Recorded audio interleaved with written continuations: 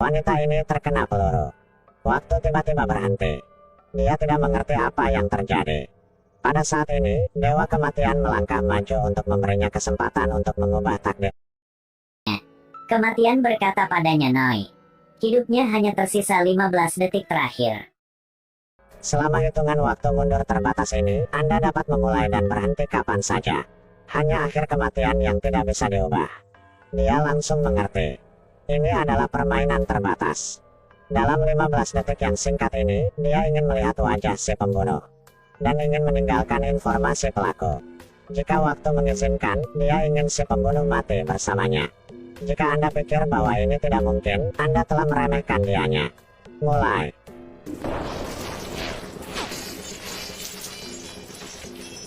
Berhenti. Hanya 14 detik. Dia segera merasakan sakit lagi. Dia menahan rasa sakit, masih menolak untuk menyerah.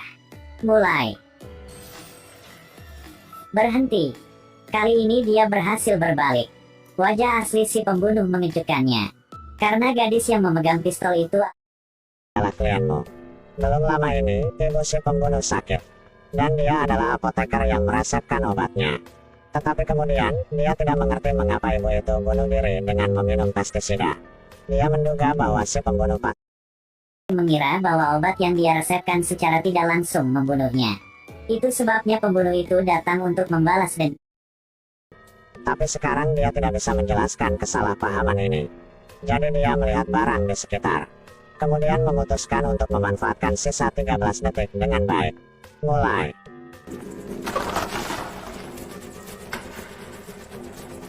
Berhenti. Dia menuangkan bubuk putih ke seluruh lantai. Jadi si pembunuh akan takut meninggalkan jejak dan tidak berani masuk kamar. Siapa tahu, mungkin dia memanfaatkan beberapa detik lagi. Mulai.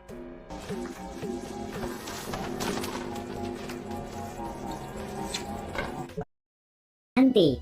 Dia menulis nama si pembunuh di atas meja lagi. Tapi apakah itu terlalu besar? Tidak, ini adalah bagian dari rencana dia. Mulai. Berhenti. Dia membuang spidol di tangannya. Jadi jika si pembunuh ingin mengubah namanya, dia hanya bisa menggunakan pena lain. Dan polisi akan mendeteksi tinta yang berbeda. Tapi plot Karena seperti itu mudah dilihat oleh si pembunuh. Tapi tidak apa-apa. Ini semua hanya trik. Tujuan sebenarnya adalah ingin si pembunuh mati bersamanya. Pokoknya mau gimana juga tetap mati. Tidak bisa mati sia-sia. Mulai. Wanita ini hanya memiliki 7 detik lagi untuk mati. Dalam 7 detik ini, dia berencana untuk membunuh si pembunuh. Mulai. Berhenti. Dia memasang 2 tangkai bunga ke colokan listrik.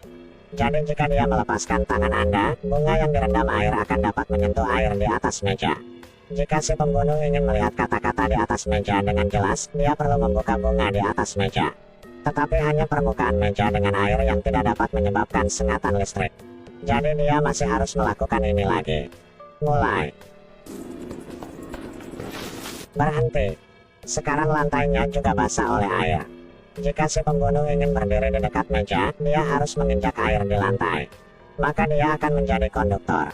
Air di atas meja dan air di bawah kaki bergabung menghasilkan 100 volt. Cukup untuk menyebabkan si pembunuh tersengat listrik sampai mati. Tetapi ketika dia memikirkannya, dia menyesalinya. Mulai. Berhenti. Dia mengeluarkan tangkai bunga dari colokan listrik.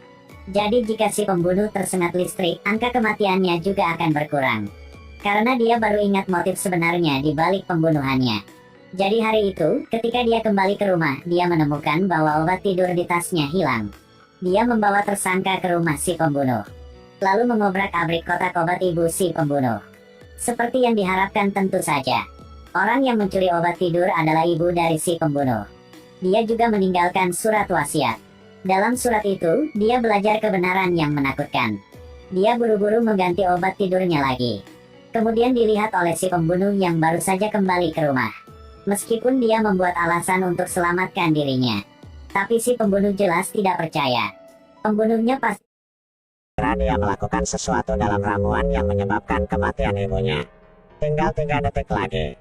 Tapi sekarang masalah terjadi lagi.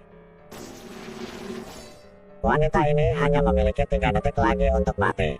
Dia ingin menggunakan waktu yang tersisa untuk memasang jebakan. Tapi masalah terjadi lagi. Ternyata ketika tersisa 10 detik, si pembunuh mengetahui bahwa dia telah berbalik untuk melihatnya. Jadi dia berlari keluar jendela dan menembaknya sekali lagi. Jadi waktunya kurang dari 1 detik dari kematiannya. Melihat surat wasiat di lantai, dia tahu itu adalah pilihan terakhirnya. Pada saat terakhir hidup dia, apakah dia bisa mengubah semuanya? Mulai. Jadi wanita itu sudah mati. Ketika si pembunuh kembali ke kamar untuk melihat tubuh korban, dia benar-benar tidak percaya. Hanya dalam waktu 15 detik, korban sangat teliti dan hati-hati. Dia mengganti sandalnya yang sudah disiapkan dan pergi ke ruang obat. Hindari meninggalkan jejaknya. Dia baru saja akan memperbaiki nama di atas meja ketika dia menyadari ada sesuatu yang salah dengan pertanyaannya. Seperti yang diharapkan, dia menebak rencana korban. Ini bukan pena yang sama. Jadi dia menemukan pena yang dibuang korban untuk memperbaiki nama di atas meja. Hasilnya seperti yang diharapkan wanita itu, dia tersengat listrik. Ketika dia bangun, dia merasa pusing. Dia mengambil spidol dan mengoreksi nama di atas meja. Pada saat yang sama, dia mendengar penjaga di luar. Dia tahu waktunya hampir habis. Sebelum pergi, dia menemukan bahwa korban memegang surat aneh di tangannya. Dia menganggapnya sebagai bukti penting. Jadi dia mengambilnya dan melarikan diri. Sampai dia membuka surat itu, dia menemukan itu adalah surat wasiat ibunya. Dan kebenaran dalam surat itu membuatnya terkejut.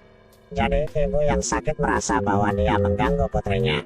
Dia segera tidak tahan untuk dirawat oleh orang lain selamanya. Dia menolak minum obat. Jadi pikiran jadi makin buruk. Dia bahkan mencuri obat dari apoteker untuk mengakhiri hidupnya. Tapi aku sudah mati, apa yang harus dilakukan putriku? Ibu gila mengubah vitamin putrinya menjadi obat tidur. Dia ingin membawa putrinya yang malang untuk pergi bersamanya. Dia mengatakan segala sesuatu dalam surat wasiatnya. Sangat disayangkan bahwa wasiat itu ditemukan oleh apoteker.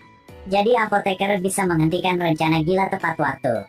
Setelah itu, dia gagal bunuh diri, jadi dia minum insektisida dan bunuh diri. Pembunuhnya tahu yang sebenarnya tidak bisa menahan air matanya. Dia tidak percaya bahwa apoteker yang dia bunuh adalah dermawan yang menyelamatkan hidup dia. Dia berlutut dan menangis dengan sedih. Tidak bisa memaafkan dosa-dosa dia. Dewa kematian juga tersentuh oleh tindakan apoteker. Dia menggunakan kekuatannya untuk menulis nama pembunuh di kertas di sebelah tubuh apoteker Parmachis. Setelah nonton video ini jangan lupa like, comment, and subscribe AY Official.